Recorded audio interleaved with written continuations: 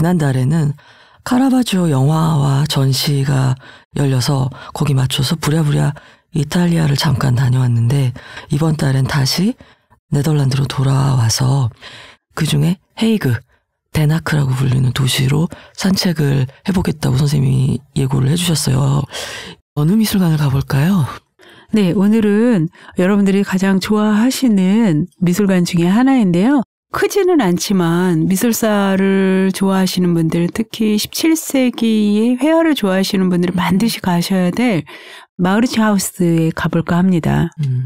이 마우리츠하우스 미술관 하면은 진주 귀걸이 소녀가 있는 곳이죠. 그렇죠. 그분을 아련하러 우리가 가는 거죠. 그렇죠. 사실은. 그래서 그 네덜란드 국립미술관에 안내문이 붙어 있죠. 진주 귀걸이 소녀는 데나크로 가세요. 맞아요. 하도 사람들이 물어보니까 맞아요. 그 뮤지엄샵에 그렇게 안내문이 붙어 있어요.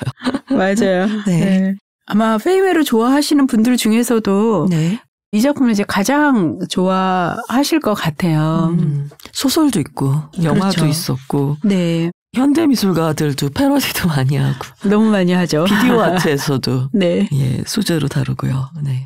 네, 아마 제가 보기에 제일 잘 설명을 했던 사람은 트레이시 슈벨리에인 것 같아요. 소설을 썼던. 네. 그분이 이 작품에 관해서 뭐라고 얘기를 하냐 하면 흔히 이제 북구의 모나리자라고 얘기를 많이 하거든요. 모나리자만큼 매력적이다. 그다음에 미소가 신비롭다. 뭐 이런 얘기들인데 네. 그 신비로운 미소의 본질이 무엇인가에 대해서 슈발리에가 이렇게 표현을 해요. 매혹하는 동시에 매혹당한 눈길이다. 본인 스스로가 사랑에 빠져 있는 상태다. 네. 라고 이제 이야기를 하죠. 소설에 빗대서 좀 설명을 드리면 너무나 당연한 궁금증을 이 트레이시 슈발리에가 가졌던 것 같아요. 도대체 이 그림은 장르가 무엇일까요? 뭐 초상화 아니고요. 초상화라고 하면 이게 누구의 초상화라고 남아 있어야 되잖아요. 보통은 그렇죠. 네, 네. 그냥 미지의 여인의 초상화 뭐 이런 것도 사실은 가능해요. 네. 젊은 여인의 초상화 이런 것도 가능한데 또 네덜란드에는 어떤 장르가 있냐 하면 아까 우리가 이제 얀 스텐의 그림에서 봤듯이 굴을 까먹는 소녀 네. 이런 게 있고 또 페이메르가 그린 다른 그림에는 우유 따르는 하녀 네. 같이 풍속화의 제목을 가졌지만 그림상으로 보면 단독 인물이 그려져서 초상화 같은 인물이 있는 거예요. 그렇죠. 그래서 이 그림이 초상화냐 아니면 풍속화냐라고 이제 두 개의 의문이 동시에 생길 수 있어요. 혼자 있으니까 초상화일 것 같은데 누군지 모르겠다. 두 번째, 근데 이게 초상화라 보기에는 약간 문제가 있다인 거예요. 네. 그 문제는 뭐냐 하면 당시에 초상화를 의뢰할 수 있는 계층이 있잖아요. 맞아요. 그 계층은 당연히 부유한 이제 유한 계급이어야 되죠. 그런데 이 소녀가 입고 있는 옷과 터부어는 당시 17세기의 유한 계급들, 뭐 귀족이라든가 부르주아들이 입는 그런 옷이 아닌 거예요. 약간 이국적으로 보이는데요. 그렇죠. 터번은 네. 아주 이국적인 요소이고 지금 입고 있는 거친 펠트 같은 옷 때문에 이 소녀는 계급이 높지 않을 거다라고 생각을 이제 하게 되는 거죠. 그러면 페이메르가 그림을 많이 안 그리는 사람인데 어떠한 이유에서 이토록 매혹적인 소녀를 그렸을까? 거기서 이제 소설적 상상력이 발동하는 거죠. 그렇죠. 부유하지 않은 소녀다. 그다음에 이 소녀는 사랑에 빠졌다. 해서 진주귀걸이의 소녀라는 소설이 등장을 하게 되는 거죠. 거기 또 하나가 이 소녀가 만약에 그런 유복한 계급 출신이 아니었다면 저 귀걸이는 어쩌다 저 귀에 걸리게 됐을까 뭐 이런 상상력도 발동이 되고. 그렇죠. 그리고 실제로 이 페이메르의 전체 작품이 36점이고 그중에 이제 2점은 여전히 위작의 여부가 이제 판별이 안 된 상태인데요. 그 나머지 작품 중에서 10몇 점이 진주가 등장을 해요. 그러니까 페이메르가 굉장히 좋아하는 소품인 거죠. 그런가 보네요. 네네. 그래서 이제 같은 모델의 진주 목걸이가 등장을 하기도 하고 다른 그림에도 이 물방울 무늬의 귀걸이가 등장을 하니까 이 소녀의 소유품이 아닌 거죠. 화가 소장품. 그렇죠. 패션지. 에디터 소장 그렇게 나오는 그거네요. 것처럼. 네. 네. 의상하고 안 맞잖아요. 근데 이 귀걸이가 없으면 이 그림은 아닌 겁니다. 그러니까 너무 신비해요. 네. 그림을 잘 보시면 진주귀걸이의 반사광이 그림의 거의 중심이잖아요. 빛으로 볼 때. 그렇죠. 압도적인 중심이죠. 이게 빛이 왼쪽에서 이제 오른쪽으로 흘러가는 거잖아요. 네. 귀 있는 부분이 어두워져 버렸어요. 그 부분이 어디냐면 바로 그림의 센터 부분입니다. 네. 이 당시에 용서할 수 없는 것 중에 하나가 바로 센터가 어두워지는 거예요. 아, 그런 게 또 있었어요? 네네. 그림의 센터는 당연히 가장 중요한 부분이고 환하고 중심을 이루어야 되는 부분인데요. 그 센터가 지금 어두워져 버렸어요. 그래서 네. 그거를 미학적으로 해결을 한 게 바로 이 진주 귀걸이의 반사광이 되는 거겠죠. 허투루 한 게 아니네요, 그러면. 그럼요. 그래서 영화에서도 보시면 이 진주 귀걸이를 이제 부착하는 장면들이 소설보다는 약간 더 섹슈얼하게 이제 해석을 했어요. 그래서 귀에 구멍을 화가가 이 소녀 그리트한테 뚫어주죠. 네. 그래서 귀걸이가 없는 상태의 그림에 뭔가 2%가 부족했었다면 귀걸이가 들어감으로써 완벽한 그림이 되는 거죠. 그래서 사랑의 상징이기도 하고 네. 예술적 완벽성의 이제 상징으로 부상이 되는 거죠. 그래서 이 그림 앞이 좀 북적북적하다. 모나리자만큼은 아니어도.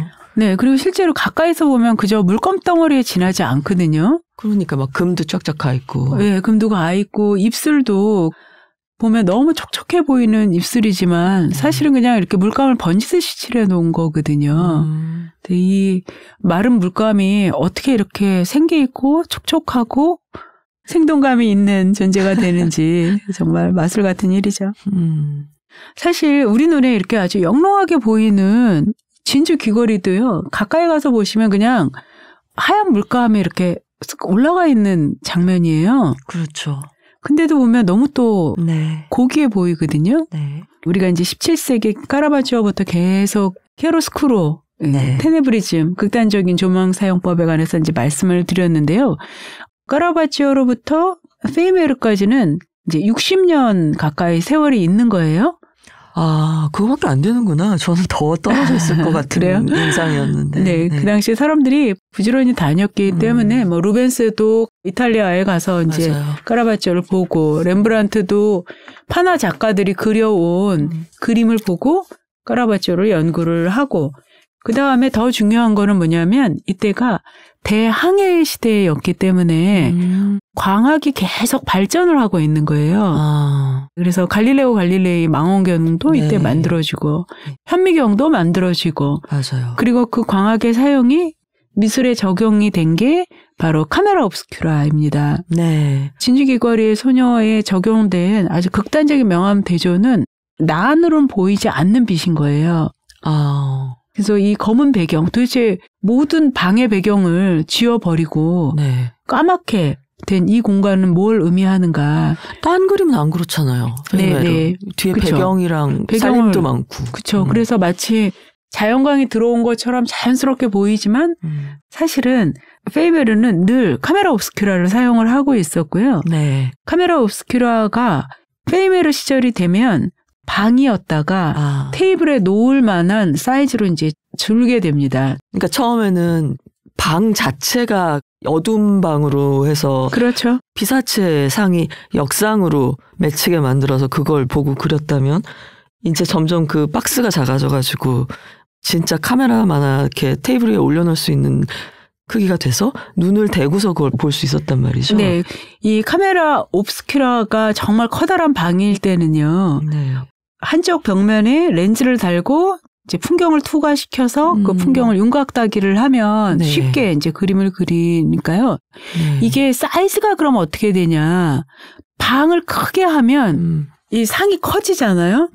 우리 스크린 멀리서 쏘는 것처럼 네. 크게 볼 수 있으니까 큰 그림을 그릴 수 있어요. 만약에 작게 그리고 싶으면 좀 가까이 놓으면 되는데요. 그렇죠. 우리 페이메르 그림이 굉장히 예쁘고 보석 같고 귀한데 늘 아쉬운 점이 뭐냐면 진짜 조그맣거든요. 우리가 그림을 보면 이 정도 밀도를 가진 그림이면 100호 정도로 그려도 괜찮겠어 싶을 만큼 밀도는 굉장히 높은데 네. 막상 미술관에서 가서 보시면 A4 용지보다 조금 더 큰 그런 정도인 거예요. 제가 레이스 뜨는 소녀 네네. 그 그림을 보고 엄청 충격을 받았던 기억이 나요. 맞아요. 애기예요. 네. 애기인데 요만한데 들어갈 거 다 들어가 있어. 너무 아름다웠죠. 근데 네, 너무 디테일. 설마 그렇게 작은 그림이었는지는 꿈에도 몰랐었죠. 근데 그 사이즈의 비밀도 우리가 이제 그 당시에 카메라 옵스큐라의 사이즈를 보시면 아실 수 있을 거예요. 카메라의 성능은 발전해서 앞에 있는 피사체의 모습이 조그만 종이에 받쳐지는데요. 오. 보통은 이 정도 크기의 기계라면 이렇게 작게 그려서 한 번 더 투사를 하면 크게 확대할 수 있거든요. 그래서 그런 식으로? 예, 크게 확대해서 그릴 수 있는데 페이메르 같은 경우에는 그냥 투사된 상태의 용지 크기를 그대로 거의 유지했던 것 같아요. 자, 선생님 그러면요. 투사를 해서 맺힌 상을 그대로 그 위에 우리가 트레이싱 페이퍼로 뭐 베끼듯이 네네. 그렇게 그렸다 그러면 예술적 가치가 좀 떨어지는 건 아니에요? 아니요. 아니에요? 그거를 데이비드 호크니가 그 명화의 비밀이라는 책에서 말을 하는데요. 앵그르가 미술사에서 가장 드로잉을 잘하는 작가라고 이제 알려져 있어요. 네. 그리고 이제 데이비드 호크니는 로열 아카데미를 졸업을 했잖아요. 네네. 그러니까 이 런던 로열 아카데미가 굉장히 이제 보수적인 방식으로 학생들에게 이제 그림을 가르치는데 데이비드 호크니도 그 영향이 있었고 그리고 그 당시만 해도 본인이 제일 좋아했던 작가가 앵그르여서 그 특이하다. 경매에서 네. 조그만 앵그르의 드로잉을 샀대요. 그래서 이제 그걸 연구를 한데 우리는 이론 중심으로 이제 미술사를 공부한 사람이니까 역시 앵그르가 최고야. 이야 천재야 이러고 끝나는데 같은 화가들은 어떻게 생각하냐면 왜 난 앵그르처럼 안 되지예요. 그렇죠. 네, 어떻게 하면 앵그르처럼 그릴 수 있을까? 그리고 이제 파봅니다. 그러면 다른 방향에서 채굴이 되는 거죠. 그래서 데이비드 호크니가 그 앵그르를 분석을 하면서 내린 결론이 뭐냐면